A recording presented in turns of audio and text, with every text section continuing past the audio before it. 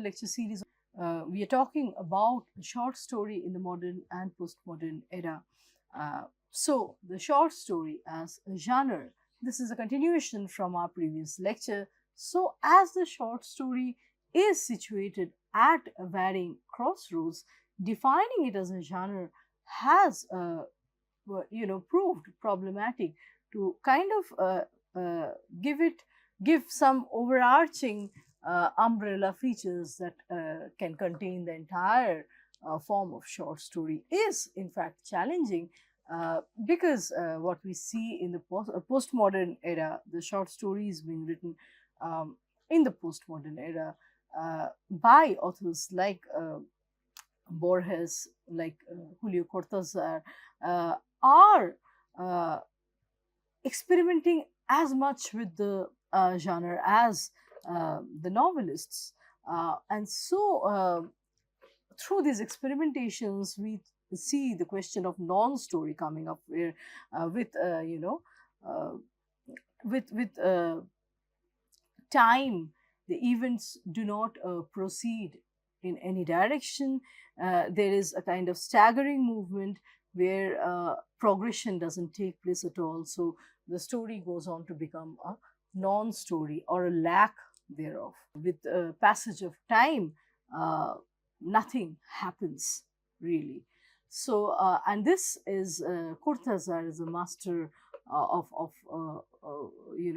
postmodern short stories, the postmodern way of depicting short stories. He's showing us, the readers, how maximalism and minimalism, both being traits of postmodernist art, postmodernist literature, using of excess information or no information, both delude the desire for narration, the desire for narrating a clear-cut story per se, story in the traditional sense, to have a clear-cut plot in the traditional sense. All these desires, that reader carry with them, the traditional expectations of the reader are flouted.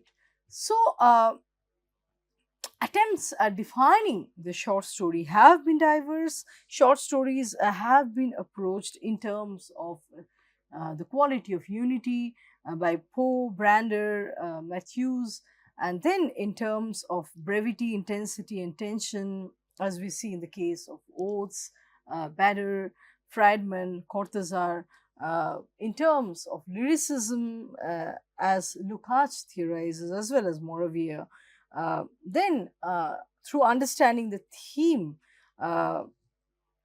such as O'Connor's theme of, O'Connor's understanding of short story revolving around the theme of human loneliness, the question of insight, vision, and mystery that are raised by Eichenbaum, Charles May, Rohrberger, and then hybridity. The question of hybridity by May and Pratt, the question of fractals by Leslie Marmon Silko, and that of closure by Gerlach. So, it is challenging to determine which features distinguish the short story as a form from other genres and account for its unique nature. So, a range of different issues and perspectives go into informing the discourse of the discourse on the genre of short story. So, Charles May, for example, focuses on the short story's origin in myth and oral storytelling.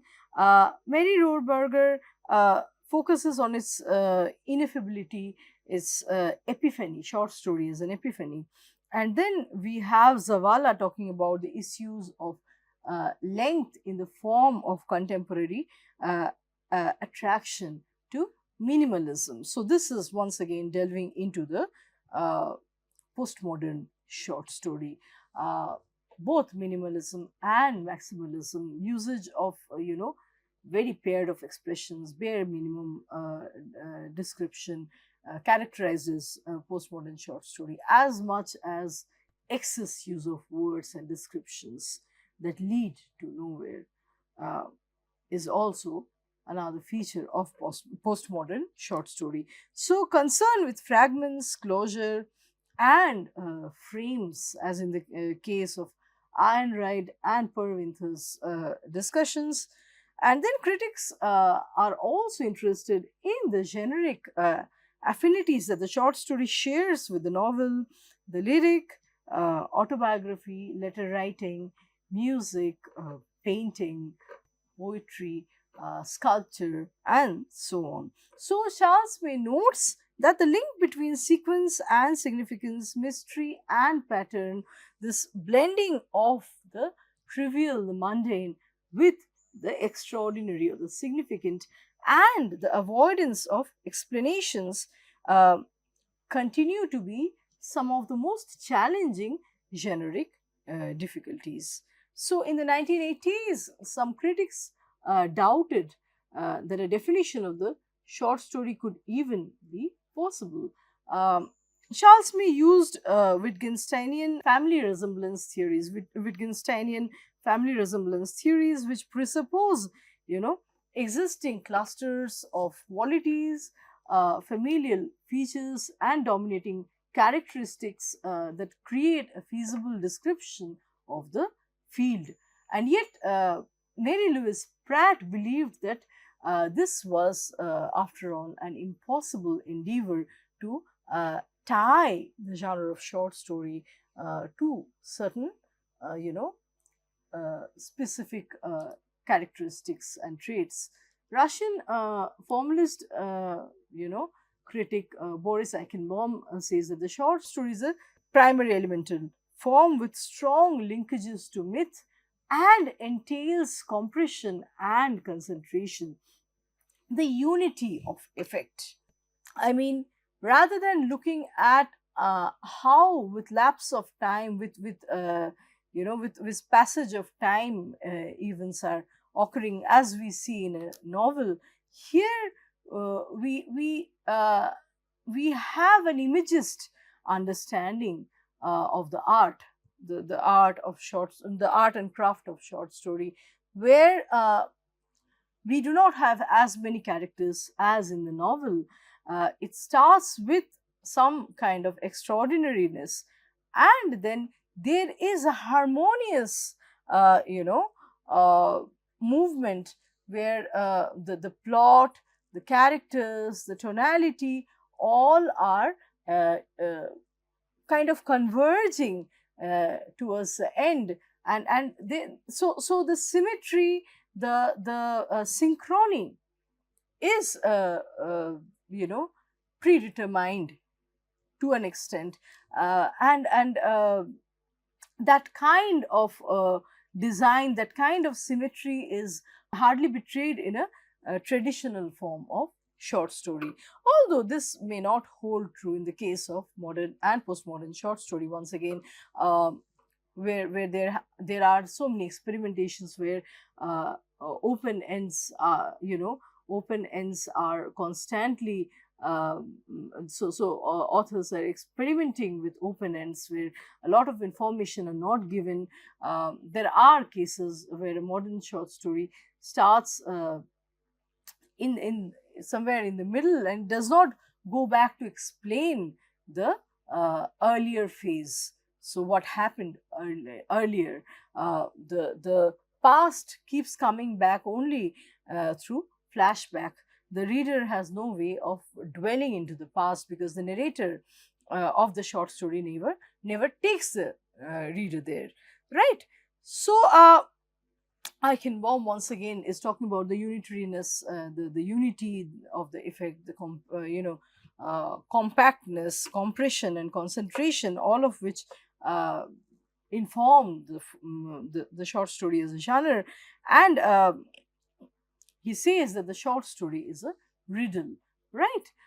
The conflicting allegiances of the short story to the narrative and the lyric are are the subject of general analysis. So, in the short story, the intensity, tension, compression, and suggestion of the lyric mode coexist with the qualities of storyness and narrativity.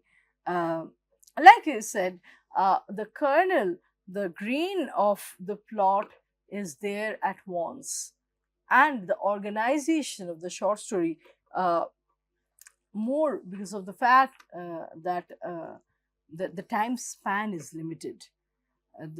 The author has a kind of a shorter span within which to show his fineness, show her creativity.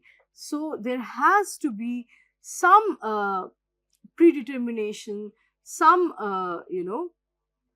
schemes decided from beforehand, which acts on the plot of the short story. It's less plausible that a short story writer, like a novelist, is just going along with the characters, to chase their fate, to pursue what's going to happen next to these characters. More or less, the short story writer knows what's coming in the end even before the end comes, right? So we know that the short story incorporates narrative elements like plot, character, development, conclusion, and events uh, into this brevity, this briefness and intensity, very much like that of the lyric. The pattern becomes very important. It shares to a certain degree the characteristics of poetic language and poetic metaphor, since it operates through oblique storytelling, ellipsis, uh, and implication, shunning the more explicit statements and causal effects that characterize longer, prose works. And the short story emphasizes tone and imagery.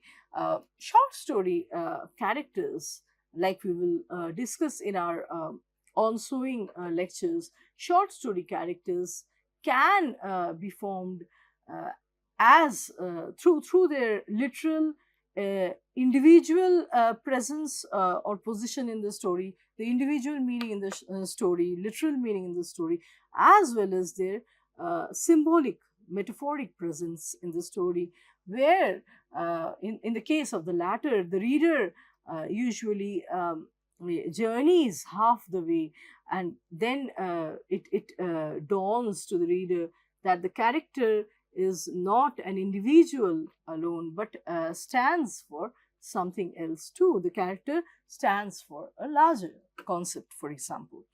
So, like novel, short story also draws on essay writing. It also has certain characteristics, certain features of epic, uh, folk tales, religious works, and ballads. Uh, Yet, being shorter than a novel or a novella, short story is usually compared with legends, myths, and parables, such as the diverse episodes that concern Henry Fielding's novels.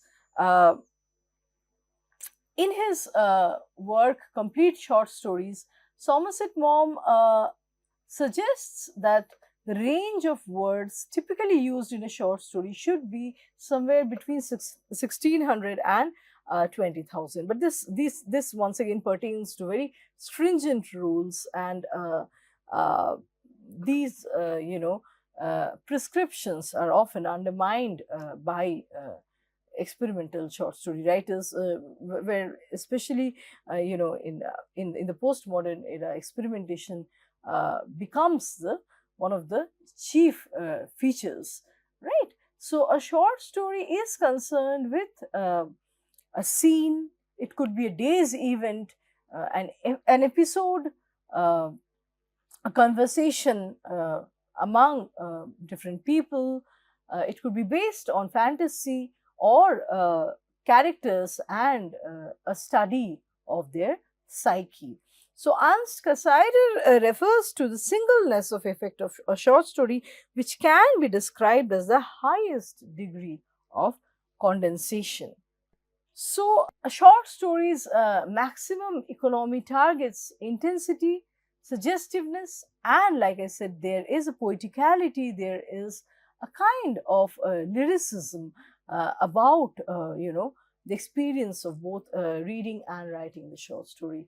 In the theory of the novel, Georg Lukács argues that the lyric nature of the short story results from a process of selection, something that he calls as form giving, structuring, delimiting act that emphasizes the strangeness and ambiguity of life. So, according to Edgar Allan Poe, like the lyric poem, the short story should be read at one sitting. This is something Poe emphasizes now. So, a short story is a successful work if it can be read in one sitting. Because of its compressed structure, it makes sense when the journey is undertaken and completed in one sitting by the reader.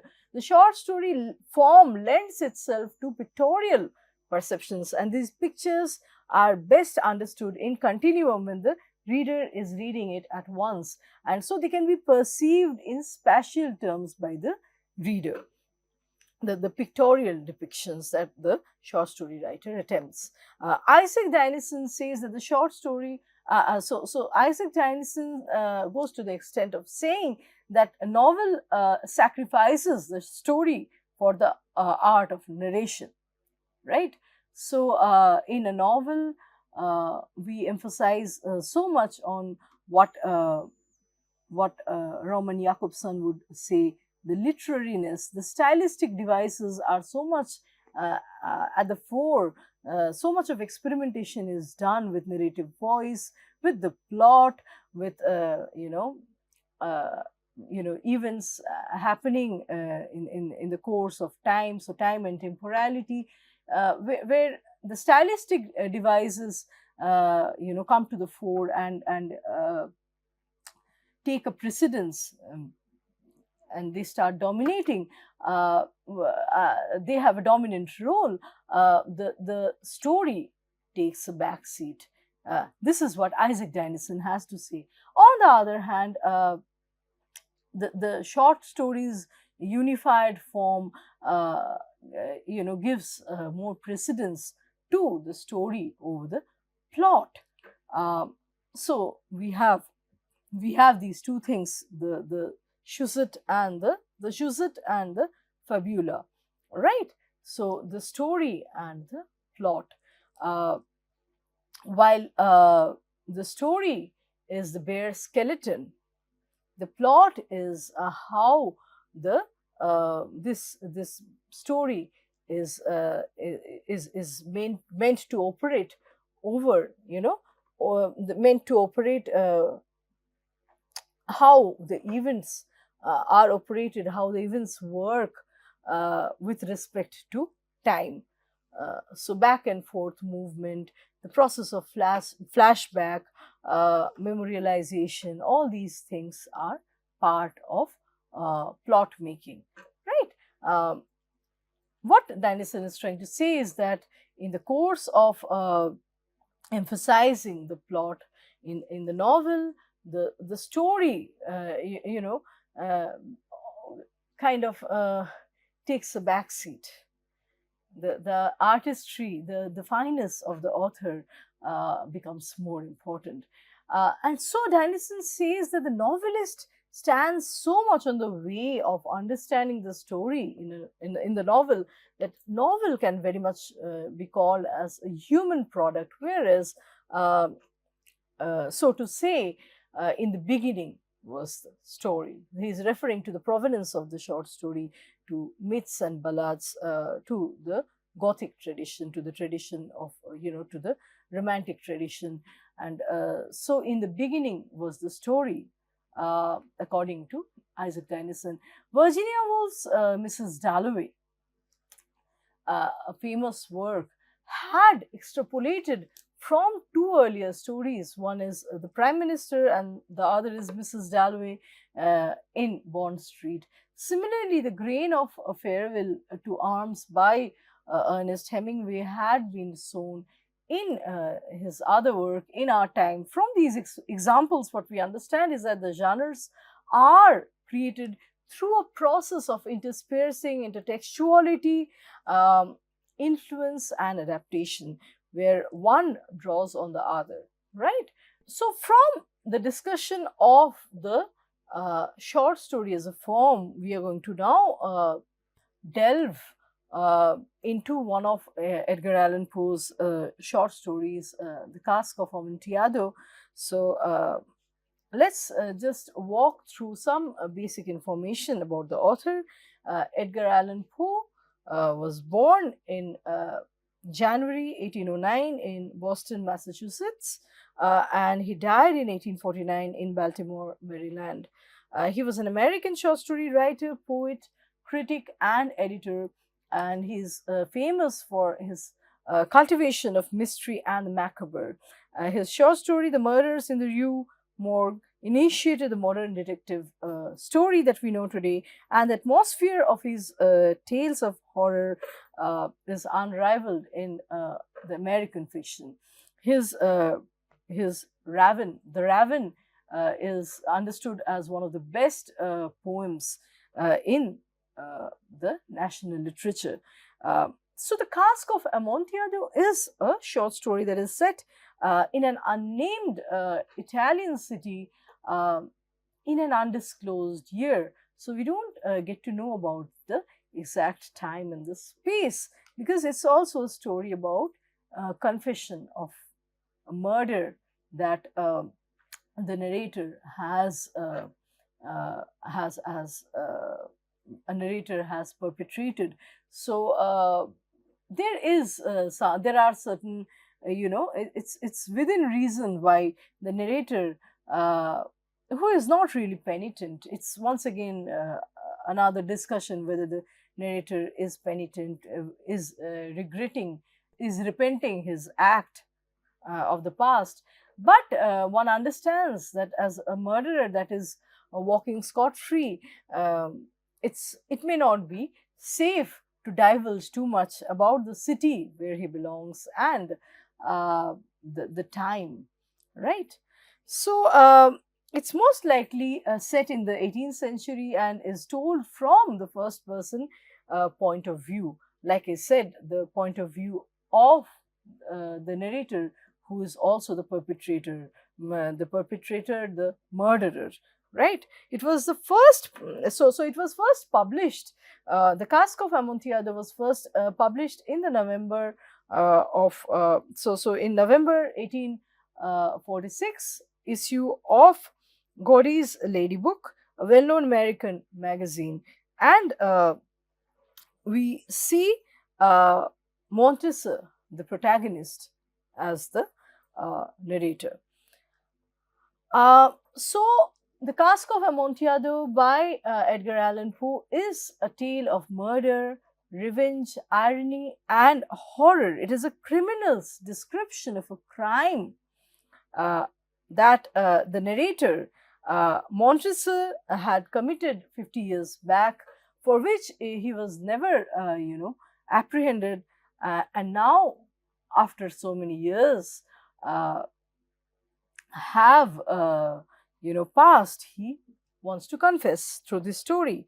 So the word cask of Amontillado, if you look at the title, the word cask refers to a wine barrel, which comes from the same origin as the word casket, but which also suggests to a coffin. So it therefore, ironically, it refers to both the wine barrel and this chase for wine, which dragged one of the characters to his coffin, which led Fortunato to his coffin, the coffin of Fortunato, right? The cask has the word cask has double meanings. It's a kind of pun in the story. It means the wine barrel, but also the wine barrel that becomes the coffin for the connoisseur of wine, a gallon barrel that can be stored in the cask. And so Amontillado refers to Spain produced a sherry known as Montilla. So now, if we analyze the name, the word Montresor, right, it means my treasure. The story's narrator describes how he murdered a friend named Fortunato 50 years back. He comes from a well-known wealthy family, and he lives in a large palazzo with a staff of servants. So Montresor talks, Montresor's talks are peppered with Latin and French words. We see that he held this vengeance against Fortunato, who had committed numerous, minor offenses against him. He's preparing inwardly to exact revenge in the true Jacobean spirit. So he has this Jacobean spirit of taking revenge. He's preparing within himself to find that occasion where he can drag Fortunato to his coffin. So we see that in the end, to just go to the end before we start to even walk through the story and analyze it. In the end, Fortunato is ardently pleading for mercy, but this murderer narrator for Montresor lures his companion, his friend, into the darkest dungeons beneath the palazzo, binding him to the wall of a tiny alcove and then imprisoning him behind a fresh brick wall, and then abandoning Fortunato to face death.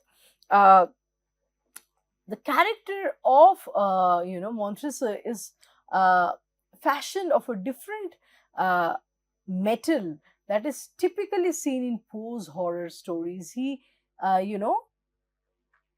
there is a kind of morbidity, a kind of inhumanity, and even we could say an insane pleasure that this narrator is deriving at the thought of dragging his rival to his coffin, to his cask. So Montresor is a ruthless man. He's quick-witted.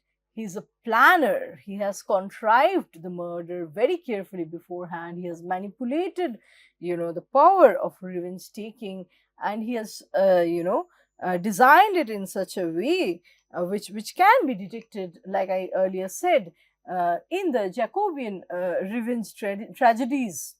The Jacobean revenge tragedies of England, and he's a skilled utilizer of the Twilight Dusk. He represents the typical Machiavellian psyche, so he is determined to find the right opportunity for taking revenge, and he says that he has endured 1,000 injuries of Fortunato. He vows revenge. He deliciously relishes the misfortune that Fortunato lands into, right? So the unique burial itself in the story, in the end, Fortunato is walled in, and that is the dramatic irony with which the short story ends. We also have reference to this character named Lucchesi. Lucchesi, who is familiar both with Montresor and Fortunato. He's kind of a common friend to both Montresor and Fortunato, and he's a wine expert. He's a connoisseur of wine, and he never appears quite in the plot, but his presence, his reference, allusion of Lucchesi acts as a kind of let's say catalyst, a kind of propellant that uh, mm, forces or that kind of uh, let's say that impels Fortunato to follow Montresor. So Montresor, Fortunato, we have to understand that Montresor has studied Fortunato's character very well. He's a proud man. He is, one can assume that Fortunato is from an aristocratic background. He has a very affluent background, and he is a very haughty man. He considers himself as a connoisseur of wine. He is, he enjoys tasting different kinds of wine, and so he cannot, as is akin to his class and his nature, he cannot accept any kind of uh, close competition. So when for example Montresor says that I know this Lucchesi who can taste and tell a wine better than you, Montresor, it doesn't go down well with Montresor. It acts as a kind of catalyst, a propellant, like I earlier said, and Montresor takes it as a challenge to say that I can taste and tell a wine and Amontillado better than Lucchesi. So he cannot take any competition. He assumes himself as unrivaled, as unparalleled, something which can be read as a reflection of his aristocracy, of his haughtiness that is innate to his class belonging, right? So Lucchesi is never there in the story, never quite there as a character, but his reference plays a pivotal role in dragging Montresor to his cask, to his coffin.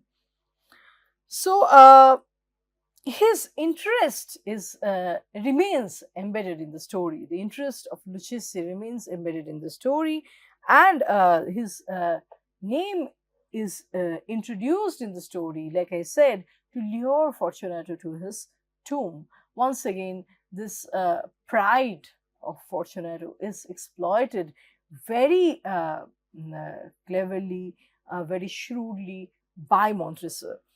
So Fortunato, the name, if we look at the name Fortunato, it indicates fortunate, someone who is fortunate, and yet ironically he meets death. He is an Italian friend of Montresor, and he remains totally unaware of his friend's intentions, the revenge motive of Montresor, and wine. His desire to taste wine leads him to the grim world of death. And we see there is a comic sense. So Fortunato's costume also has a comic sense to it, and this comic sense makes the act of murder an unsuspecting murder, a man that is caught unaware, all the more gruesome. We see while Montresor leads Fortunato to the dungeon, his the bells of his dress are ringing, and he's compared to, and that is compared to the bells on the bell tied around the cattle's neck. So we feel that a man who is totally caught unaware, who is drunk, who is tipsy and heady, and he has no clue what he's what's going to happen next to him, to murder such an unsuspecting drunk man.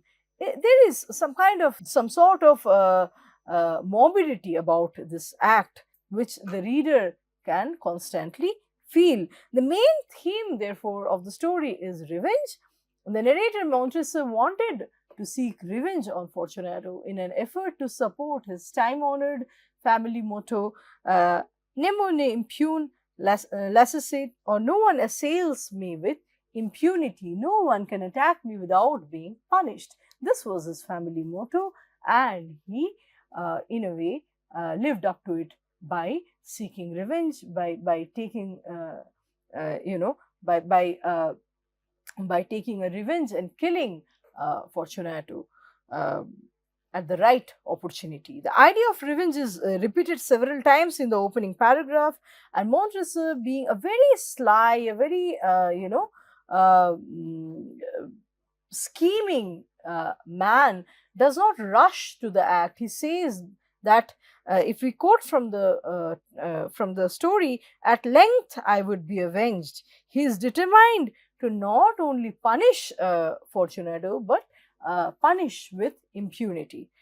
So the terms of the revenge are quite clear in Montresor's mind. He will not feel fully revenged unless Fortunato realizes that his punishment comes at Montresor's hand.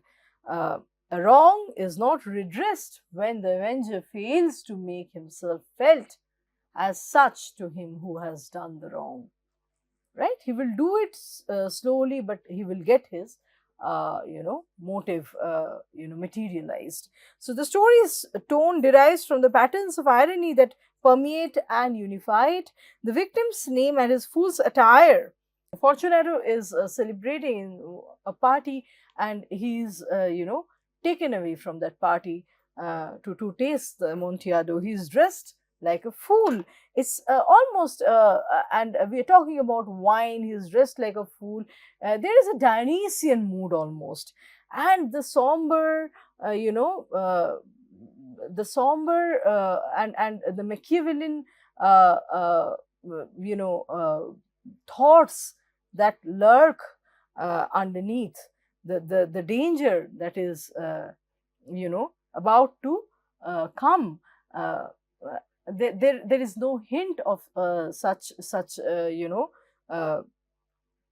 perils, such dangers as far as Fortunato is concerned. So his position is that of a half-conscious, helpless, drunk man.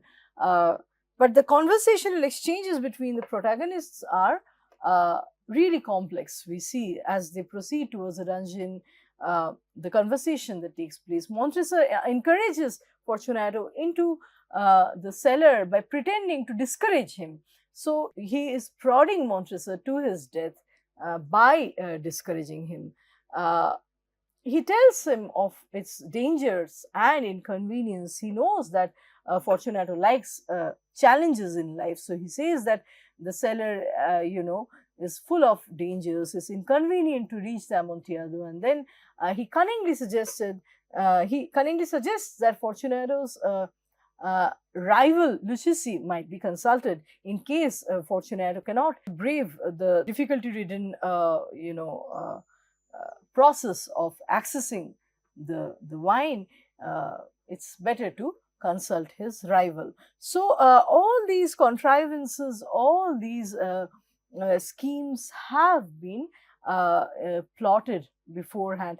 We are going to stop our discussion here today, but I will also like for students to think how this relationship, this rivalry between Fortunato and Montresor also has a class dimension to it. We see there is a point where Montresor talks about his ancestry, his forefathers being masons. So we know that although Montresor is a wealthy man today, he does not hail from aristocracy. So the rivalrous relationship that they share also root to their class origins, to their lineages, respective lineages. We are going to talk more about Montresor's lineage as a mason, his expertise in masonry, and how that has that plays a role towards shaping him as a murderer. So we will discuss more on this short story, The Cask of Amontillado, in our next class. Thank you so much.